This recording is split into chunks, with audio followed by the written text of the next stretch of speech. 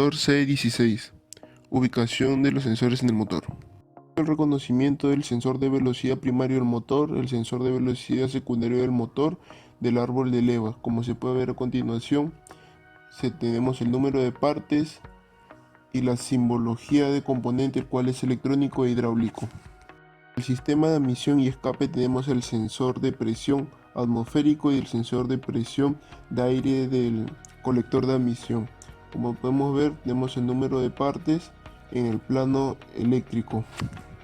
También tenemos el sensor de temperatura de aire del colector de admisión, y en el sistema de lubricación tenemos el sensor de presión de aceite del motor, el cual en el plano tenemos la ubicación del número de partes y la simbología, que es eléctrico y hidráulico. En el sistema de enfriamiento tenemos el sensor de temperatura del refrigerante del motor, y en el sistema de combustible tenemos el sensor de temperatura del combustible. Motor C15K. Primero se identificó tanto en físico como en el plano eléctrico los sensores que componía este motor, o los que logramos encontrar. Encontramos un sensor de velocidad primario del motor del cigüeñal, como se puede observar a continuación, o también es un sensor de frecuencia, o es también un sensor crankshaft. También se encontró un sensor de velocidad secundario del motor, el árbol de levas, que también es un sensor de frecuencia o sensor crankshaft, donde tanto en el sensor crankshaft o camshaft lo que se mide es la resistencia, y la falla más común o la falla que presenta este tipo de sensores es el FMI 08, que sería un pulso de ancho modulado anormal.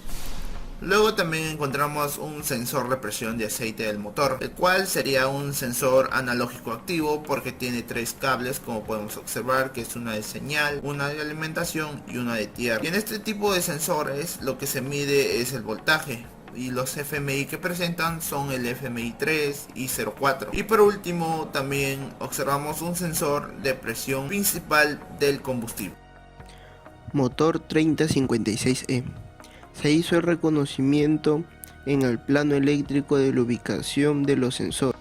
Se hizo la ubicación de los sensores en el motor, la cual pudimos encontrar algunos, los cuales son sensor de presión de aceite del motor, el cual es un sensor activo de tres cables, el cual es alimentación, señal y tierra. Este sensor lo que se mide es la resistencia y voltaje, y las fallas lo que presenta es un FMI 03 y 04. También encontramos el sensor de temperatura del motor, el cual es un sensor pasivo de dos cables, señal y tierra. En este sensor se mide la resistencia y el voltaje, y en las fallas podemos encontrar un FMI 03 y 04.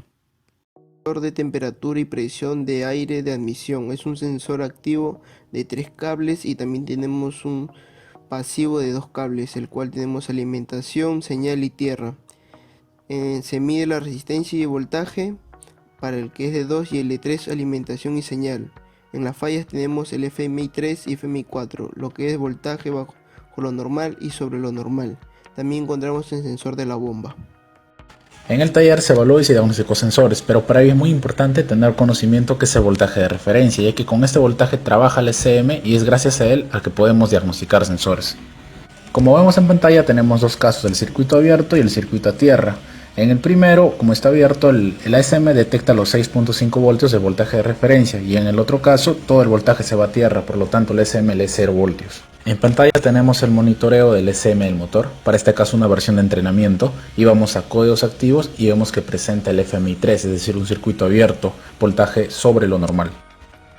Finalmente, para el diagnóstico simulamos que tenemos un código activo FMI 3, es decir, un circuito abierto, voltaje sobre lo normal. Entonces vamos a puentear lo que llega a ser señal y tierra con el fin de generar un corto y que la SM tenga una lectura de 0 voltios.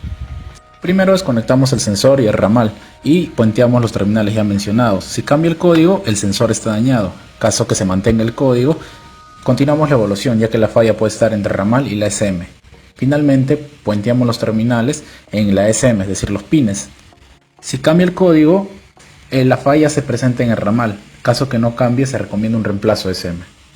En caso de que el código activo presente sea el FMI 4, se realiza el mismo procedimiento con la misma lógica, solo que esta vez no puenteamos nada, ya que si solo desconectamos vamos a generar un circuito abierto, haciendo que la SM lea voltaje sobre lo normal.